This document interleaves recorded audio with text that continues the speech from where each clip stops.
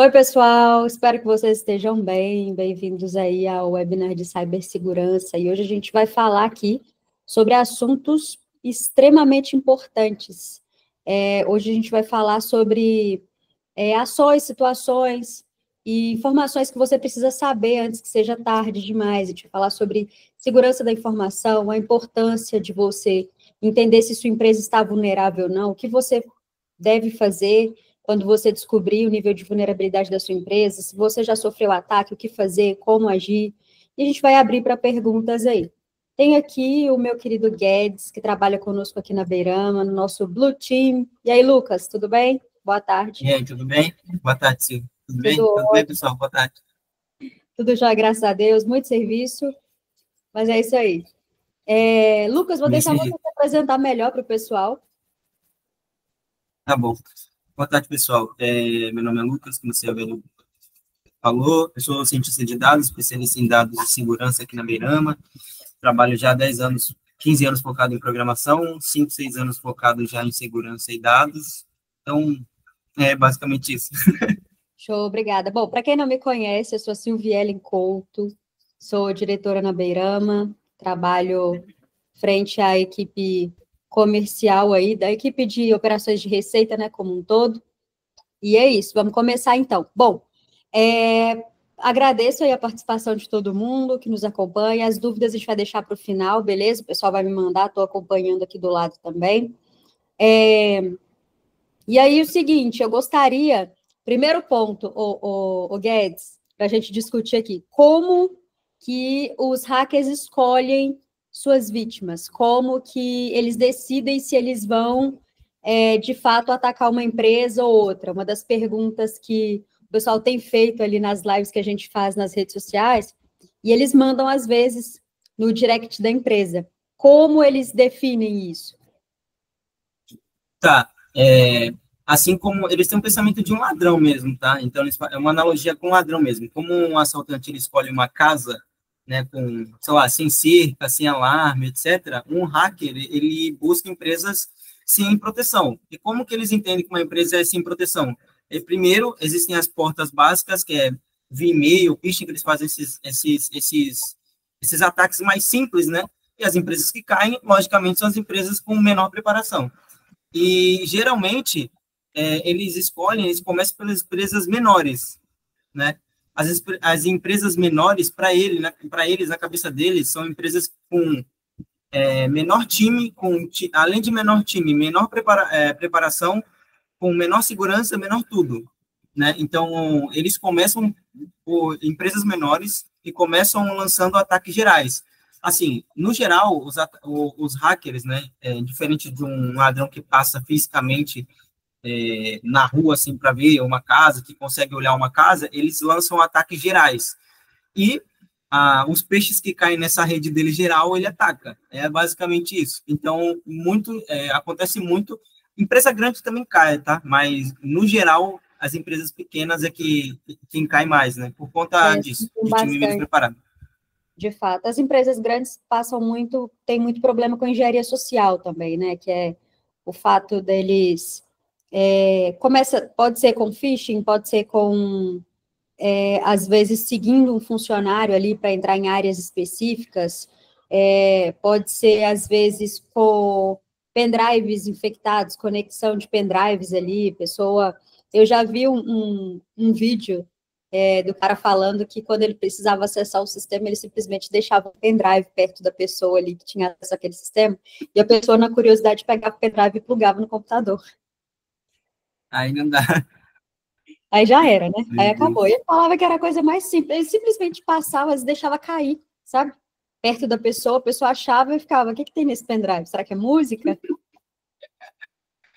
O que é que tem aqui? Pois é, bom ter cuidado com isso. E aí a gente vai aproveitar e começar a falar sobre precaução, a importância de ter esse cuidado aí, redobrado, né, com segurança na sua empresa, com os e-mails, com as senhas, com os e-mails que seus funcionários estão clicando, estão recebendo. Então, gente, não é só você falar para eles terem autenticação de 2 fatores, não.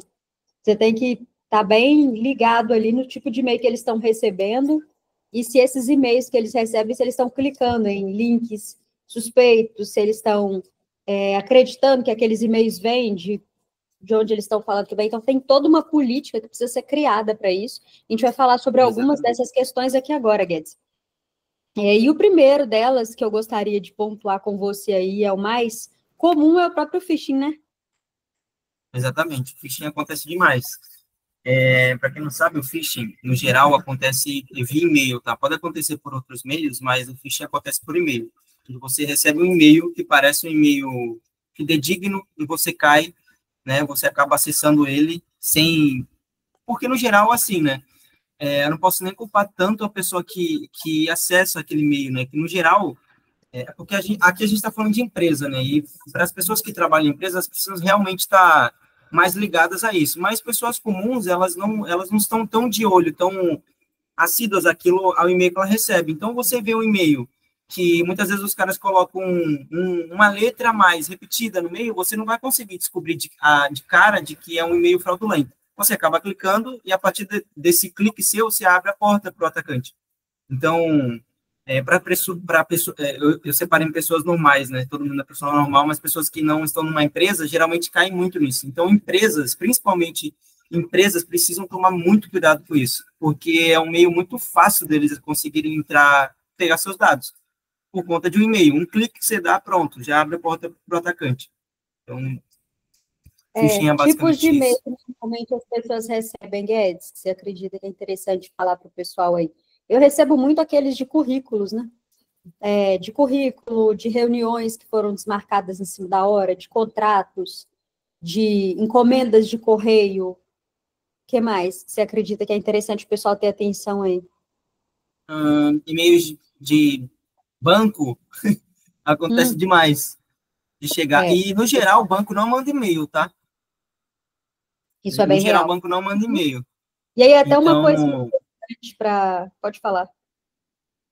não, eu ia complementar isso. O banco geralmente não manda e-mail. Então, a pessoa ela precisa, primeiro, caso receba uma notificação do banco, muito provavelmente ela vai ter a sua notificação enviada também por aplicativo, por outros meios dele mesmo, essenciais dele, oficiais, né? Mas, até onde eu sei, o banco não manda e-mail, a não ser os novos, né? Pode ser que eles tenham uma política diferente.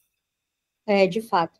A gente vai deixar aqui, logo depois que a gente terminar, para quem quiser acessar, o link de um e-book, onde a gente fala sobre os principais pontos que você precisa avaliar dentro da sua empresa para manter minimamente a sua segurança em dia, ok? Mas aí, voltando ao que a gente está discutindo aqui, é muito comum, pessoal, que as pessoas que têm más intenções, que elas vejam ali suas informações que são públicas, né, a sua exposição digital, e através dessa exposição digital, por exemplo, eu sei que você trabalha com análise de dados e você posta muito sobre dados, seu perfil aberto no Instagram está falando sobre uma viagem que você foi fazer fora do país para um evento da área, então eu vou te mandar um e-mail falando a respeito de algum stand que você poderia visitar, vai ser um e-mail em inglês com um link com phishing, que assim que você clicar eu vou conseguir ter acesso à rede da sua empresa, tendo acesso à rede da sua empresa eu consigo instalar um malware ali para dar início ao famoso ransomware. E aí eu vou pedir para você explicar para o pessoal um pouco sobre o que é isso. Tá. Isso aí não estou inventando, eu já vi acontecer. Tá, vamos explicar a questão do ransomware, que tem acontecido bastante, que é um nome feio, né? Mas, enfim, o ransomware, geralmente, também ele precisa de uma porta de entrada, assim como o phishing. Inclusive, o phishing é uma porta de entrada que pode inserir um ransomware. Então, assim, o ransomware ele precisa também de uma porta de entrada, e a partir do momento que ele entra por qualquer tipo de e-mail, seja por pendrive, que são o que a gente chama de externo, os aplicativos, os meios externos, ou por algum tipo de e-mail, a partir do momento que ele entra no seu computador, a primeira coisa que ele faz, o principal foco do atacante é criptografar todos os seus arquivos. Então, o que seria uma criptografia? Para falar em linhas gerais, resumidamente, ele pega os seus arquivos e embaralha os seus arquivos. Então, a partir do momento que ele embaralha esses arquivos, você não tem mais acesso a nada, né? Você nas notícias aí algo escrito como criptografia, entenda como isso, eles embaralham os seus arquivos. E para você ter acesso a esses arquivos, eles mandam geralmente eles colocam uma mensagem na tela pedindo, mandando alguma informação para você, no geral é pedindo dinheiro, e no geral também é criptomoeda. E é muito dinheiro que eles pedem para você, para que você tenha acesso às suas informações, então você fica à mercê dele, o que você tem ali, ele roubou. Né? E você nem sabe atacante... se ele está devolvendo totalmente o que você tinha e se ele colocou mais alguma coisa ali. Exatamente. Então, para isso, uma medida fundamental são os backups. Os backups. Exatamente. São muitas coisas que a gente precisa falar aqui, Guedes, que empresas que têm uma grande quantidade de dados e não tem, por exemplo, um setor para lidar com Big Data, e acredito que vale a pena falar um pouco mais sobre isso, né? Tá. As empresas que elas não têm, você fala assim, né? Empresas que não têm um setor para cuidar de um departamento específico, tá? Empresas que não têm um setor específico para cuidar de segurança, eles estão fadados ao fracasso, né? Porque, assim, primeiro, é necessário um setor de segurança especializado. Agora, a gente está falando de setores de segurança nichados, né, por áreas, porque, assim, quanto mais sua empresa cresce, mais descentralizada ela fica, no geral. Você precisa de um setor centralizado. Então, para cada área, é interessante que você tenha uma equipe de segurança próxima dela, principalmente perto da área de dados, né? Se você tem uma empresa que cuida, sei lá, que é específica para Big Data, para ciência de dados, algo do tipo, você precisa de uma segurança muito maior, porque é ali que centraliza os seus dados, né? Então, é basicamente isso. De fato. Acontece muito aquela falsa sensação de segurança, né? A pessoa acha que só porque o negócio dela é pequeno, que ela não precisa ter cuidado, que ela não precisa ter atenção. Só porque eu tenho só uma clínica de estética pequena aqui, isso não vai acontecer comigo. Pois você tem dados de saúde de pessoas aí as quais você atende, que, infelizmente, se essas informações vazarem, essas pessoas se sentirem lesadas, você pode chegar a pagar uma multa milionária aí. Então, exato. Isso é muito sério. Tem um artigo, se não me engano, o Verizon Data Breach Report, um negócio assim, que 43% dos ataques cibernéticos visam empresas pequenas mesmo. Então, assim, a motivação é menor resistência, controle fraco, muitas vezes tem pontos de ataque a clientes maiores, ou seja, uma empresa menor, você que tem uma empresa menor, é uma ponte de ataque para uma empresa maior. Isso é óbvio para o atacante. Para você, muitas vezes não é, precisa ser, mas muitas vezes não é. Então, olha isso, quase 50% dos ataques cibernéticos gerais é a sua empresa menor, para chegar nas maiores. De fato, isso é muito sério. As pessoas não levam em consideração que, diante de toda a exposição digital que a gente está tendo hoje, diante de toda essa reconstrução social, né, devido à digitalização, à inteligência artificial, as pessoas ainda não sabem o que fazer com a inteligência artificial, elas estão usando para tudo e usando de forma deliberada. As empresas estão usando de forma deliberada, usando de qualquer forma, deixando os funcionários usarem de qualquer forma, colocando informações que são, assim, informações pessoais dos clientes ou informações ali que são importantes, né, de outras empresas que são atendidas dentro de inteligências artificiais ali, que são disponibilizadas de forma gratuita para tentar melhorar ali a gestão ou para ter ideias melhores, insights, né? Gente, isso é um perigo, vocês não têm noção do que vocês estão...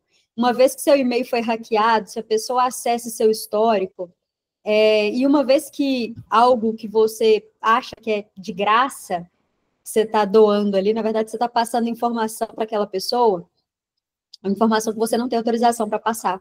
E isso pode te gerar uma dor de cabeça, assim, sem precedentes. É importante ter muita atenção com isso, né? Exatamente. Esse ponto, nessa questão dos e-mails, a gente entra muito naquilo que a gente vem batendo bastante, que é a questão de senha rápida e repetida, né?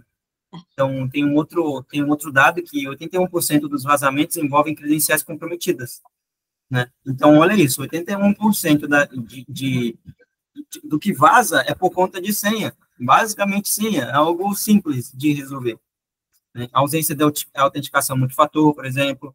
Né? Só lembrando que uma senha boa é o primeiro passo, né? Mas não resolve totalmente. Uma autenticação de multifator, por exemplo, são coisas simples que qualquer um pode fazer. Uma senha forte, é só você colocar no site aí, colocar um gerador de senha, colocar lá todos os caracteres possíveis e copiar. Só isso, você tem uma senha forte, extremamente forte, e em segundo passo, um autenticador de multifator, né? E esse autenticador de multifator, a Microsoft tem um artigo que diz que 99,9% dos ataques são bloqueados já no autenticador de multifator. Então, olha isso, duas coisas simples, você não precisou contratar equipe, você não precisou instalar um antivírus, não precisou fazer nada, você só precisou seguir os passos simples, senha forte e multifator. E aí, é importante você falar isso, que entra um ponto muito importante. Como eu posso garantir que os meus funcionários estejam usando uma senha adequada? Como eu posso garantir, eu não tenho acesso à senha deles, como eu posso garantir que os sistemas da empresa, que tudo que eles têm acesso aqui, esteja com uma senha adequada? Como eu posso garantir isso? Legal, legal. Existem os cofres de senha, eu não sei se todo mundo sabe, mas existem os cofres de senha que geralmente, existem os cofres de senha que a gente tem, que são os cofres pessoais, aqueles cofres offline, e quando a gente fala de cofre de senha empresarial, a gente tem primeiro que começam pelas políticas, né? Então, se a gente tiver uma política bem... A melhor forma de você garantir isso são as políticas, treinamentos e boas práticas. Então, eu deixo claro para o Guedes, para o Bruno, para as pessoas que trabalham conosco aqui, que obrigatoriamente precisam ter uma determinada quantidade.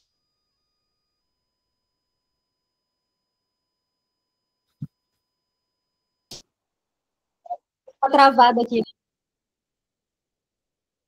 Está travando ainda. Dei uma travada. Está me ouvindo? Voltou. Oi. Eu estava comentando que as políticas, criar políticas de segurança, ter um bom manual de boas práticas ali, dar treinamento para a equipe é fundamental. Então, como eu posso garantir que os meus funcionários estejam seguindo essa política de segurança? Isso tem que estar em contrato, para começar. O treinamento precisa ser periódico, você precisa treinar os seus funcionários, mostrar para eles a forma certa de criar essas senhas.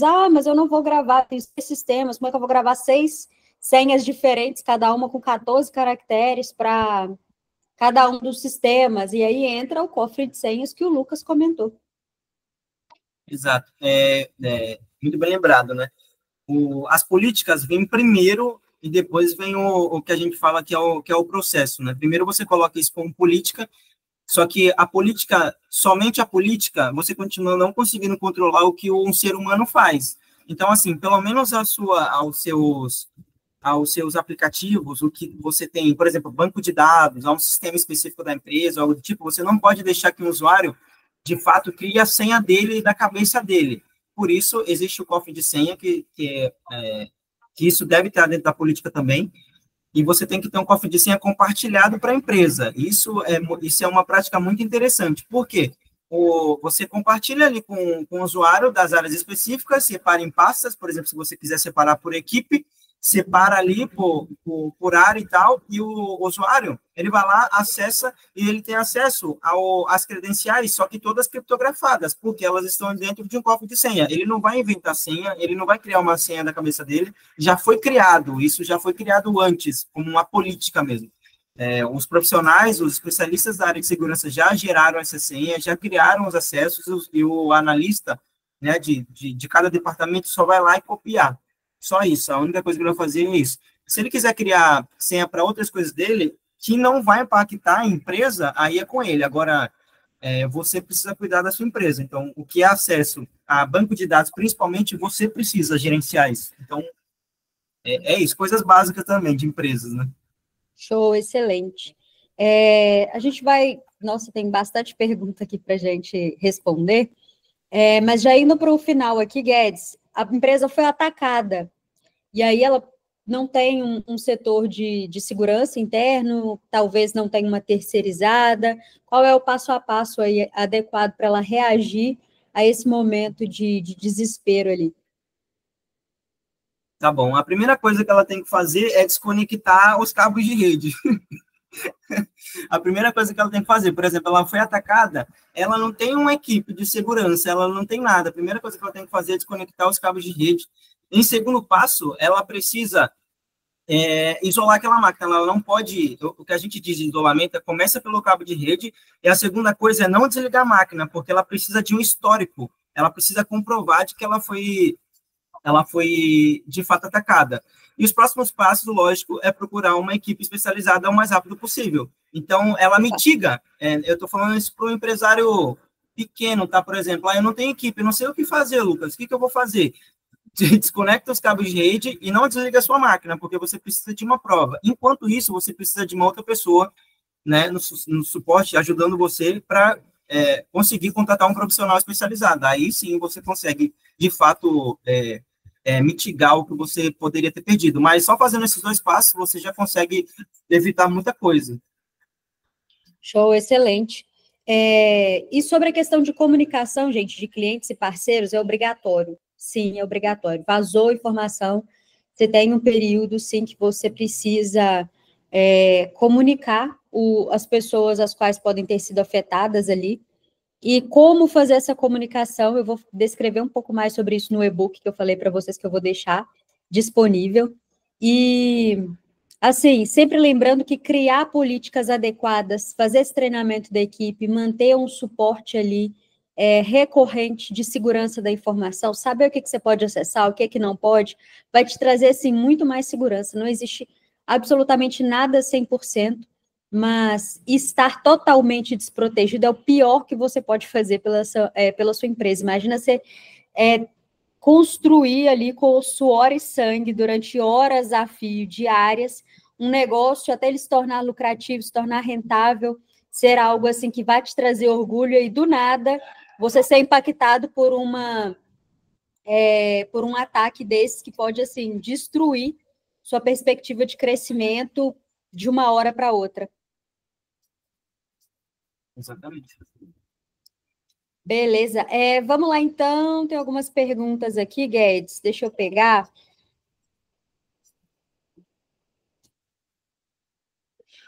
Vamos lá. Primeira pergunta.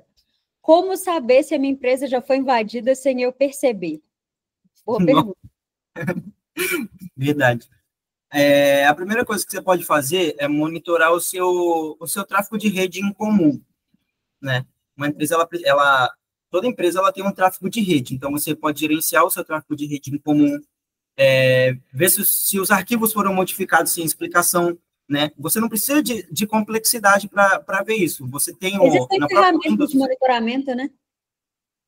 Exatamente, existem ferramentas específicas de monitoramento, mas vamos falar de passos específicos que uma pessoa comum pode fazer, mesmo sem ter conhecimento de ferramenta, por exemplo. Então, ela pode monitorar, ela pode verificar se os arquivos dela foram alterados sem permissão. Como que você vê se ele foi alterado sem permissão? Você consegue ver pela data da última atualização do seu arquivo. Se não foi você, não foi ninguém da sua equipe, quem foi? Essa é uma coisa. Processo desconhecido, por exemplo, sem execução, né? Aí, se você tiver um nível mais acima, você pode verificar com sua equipe de segurança pelos logs de segurança o que aconteceu, ou seja, histórico. Tudo que você puder ver sobre histórico, você consegue entender se você foi atacado ou não. Aí, a sua equipe de segurança pode verificar anomalia, etc. Aconteceu em uma empresa a qual estávamos atendendo há um tempo atrás, que os arquivos do drive da empresa foram apagados, todos os arquivos dos clientes, todos apagados, todos, gente, todos apagados. E a gente foi no histórico, sem entender nada, não tinha nada no histórico, cara. Não tinha nada no histórico. E aí, assim, esse cliente não era um cliente de cibersegurança, era um cliente de BI, e ele não quis contratar cibersegurança, a gente deu algumas dicas para ele e tudo mais, ele não quis. Lucas até conhece esse cliente, na época foi... Você não chegou, Lucas, a trabalhar com esse cliente, porque ele não era de cibersegurança aqui na empresa. E ele simplesmente assumiu o BO, falou para os clientes que tinha perdido, e foi isso. A gente entregou o projeto, ele não quis contratar o serviço, falou que não tinha verba para isso, e seguiu. Como ele seguiu, só Deus é quem sabe, né? Mas eu sei que ele perdeu alguns clientes aí nessa brincadeira. Isso é outra coisa muito estranha, né? Como é que você não tem verba para contratar uma equipe de equipe e você não vai ter nunca uma verba para conseguir mitigar uma falha de segurança? Só entrando nesse quesito, a média de preço de um ataque de incidente no Brasil é de 1,8 milhão. Então, assim, se você não consegue contratar uma equipe de segurança que, sei lá, você paga é pífio, o preço é muito abaixo do que você ser atacado, isso é certeza. Então, se você não consegue contratar uma equipe, pode ter certeza que você não vai conseguir pagar o processo que você vai levar depois, muito provavelmente. Boa. Outra pergunta aqui, Guedes. Cadê? Se um cliente perguntar sobre a segurança de dados dele na minha empresa, como posso garantir que estamos protegendo corretamente? Tá. A primeira coisa, isso que a gente vem falando há muito tempo, né? A questão da documentação. Então, para um cliente se sentir seguro, você pode mostrar a documentação técnica para ele. Não necessariamente a técnica, mas mostrar que você tem um processo. A primeira coisa que o cliente quer saber é se você é uma empresa séria. E para entender se você é uma empresa séria ou não, não quer dizer o tamanho, o porte dela. É o que você cuida, é como você cuida. É o que e como você cuida. Por exemplo, né? Exatamente, as medidas de criptografia implementada, política de acesso restrito, controle de segurança, essas coisas. Então, se o cliente vê que você tem essa preocupação, agora, se ele chegar e te perguntar e você não tiver nada em mãos, esquece, com certeza ele vai ficar inseguro, né? Exato. Outra pergunta aqui, de quanto em quanto tempo eu devo treinar minha equipe sobre golpes e ameaças? Pessoal, essa aí vai depender muito da maturidade da sua equipe e do tamanho da sua empresa. Depende de muitas circunstâncias, mas normalmente é trimestral o treinamento para a equipe inteira. Quer acrescentar alguma coisa, Guedes? Cortou o final. Cortou a pergunta, na verdade. De quanto em quanto tempo devo treinar a minha equipe sobre golpes e ameaças? Eu comentei que depende muito do tamanho, da maturidade da equipe no que diz respeito à segurança digital, do tamanho da empresa, do nicho da empresa também, depende com que a empresa trabalha, é claro, mas normalmente, em circunstâncias normais, é trimestral o treinamento, e é fundamental a atualização das políticas de privacidade também, e a obrigatoriedade de assinatura de contrato de ciência das medidas de segurança da empresa. Isso é fundamental. Exatamente. Complementando, existem empresas também, no geral é trimestral mesmo, e existem empresas que elas descem um pouco e fazem bimestralmente testes de phishing dentro da própria empresa, entendeu? Phishing. Exato. De phishing. Então, elas descem um pouco mais em detalhe e fazem isso. É uma boa medida, com certeza. Uma outra pergunta aqui. Quais são as principais punições para empresas pequenas, tá? Para empresas que não seguem a LGPD? Gente, as multas podem chegar a 2% do faturamento com limite de 50 milhões por infração. Então, assim, tem penalidades como advertências, bloqueio de dados e danos à reputação da empresa, vai depender muito do quão, do tamanho do dano, né, causado ali. Isso é, assim, uma questão de atenção. Nossa, vocês não têm noção da importância disso. Outra pergunta aqui. Além do antivírus, quais ferramentas são indispensáveis para a segurança digital, Guedes? Tá. As ferramentas, a gente pode falar de firewall, existe uma que se chama NextGen, sistema de detecção de prevenção de intrusões, que a gente chama que é o IDS e o IPS, né? tem as soluções de gerenciamento de endpoints, que a gente chama de EDR, aí começou os nomes feios, por isso que eu não queria falar antes. Tem os gerenciadores de senhas corporativas, VPN para conexão remota, sistema de monitoramento de análise de log, que é o CIEM, ou seja, existem ferramentas para você conseguir. Os backups automatizados também, isso é fundamental. Gente, backup é necessário demais, vocês não têm noção. Isso aí salva vocês. Teve uma empresa, a gente estava até discutindo em live, que dia que foi, Guedes? Foi quinta-feira, né? Quinta-feira. Isso. A empresa, foi um hospital, a empresa sofreu um ataque, eles pediram, acho que eu não lembro quantos milhões, se 20 milhões, eles se recusaram a pagar para a devolução das informações, porque eles tinham backup. Então, eles tinham backup de tudo. Backup era automático. Então, economia de 20 milhões. JBS, por exemplo, pagou, não sei se foi 10, foi 11 milhões para a devolução dos dados, quando eles sofreram um ataque, acho que foi 2021, se eu não estou enganada.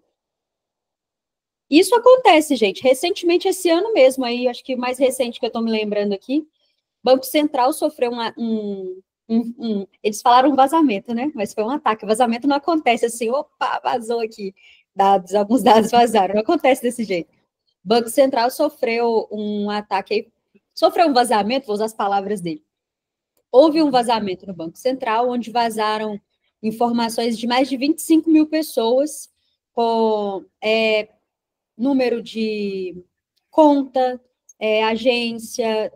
Eles falaram que os dados do Pix, né, vazaram, as informações do CPF estavam mascaradas, segundo eles. Então, assim, e não é a primeira vez que isso acontece. Se o Banco Central está sujeito a isso, imagina a sua empresa, que você está usando ali, talvez, mal um firewall fajuto e acha que, né? Então, é fundamental. Beleza? Deixa eu ver aqui mais uma pergunta. Esse a gente já respondeu, qual é o golpe mais comum, né, que é o phishing. Empresas pequenas, sim, também podem. Como saber se a minha empresa já foi invadida? A gente já respondeu. Bom, gente, é isso. Agradeço aí a atenção e o tempo de vocês. Muito obrigada, viu, Guedes, pelo tempo, nesse sabadão aí, tá gravando conosco. E vou disponibilizar, pessoal, para quem está aqui também esse vídeo, para quem quiser assistir depois, vou enviar no e-mail de vocês o e-book, tá bom? Todas aquelas medidas que o Guedes comentou que você pode tomar estão no e-book, estão descritas lá. Coisas como criar uma política de privacidade, isso não está no e-book, você realmente vai ter, cada caso é um caso, então você vai ter que realmente procurar uma empresa de segurança de dados, uma empresa séria que possa te auxiliar nisso daí. Nós temos programas de consultoria para ajudar pequenas, médias e grandes empresas a construírem políticas sólidas e treinamentos, assim como medidas protetivas também. Temos o Blue Team aí, temos o Red Team também, para poder apoiar a sua empresa na segurança da informação. Qualquer dúvida, nós estamos à disposição. Muito obrigada pelo tempo de vocês. Obrigado, pessoal. E até mais. Um abraço.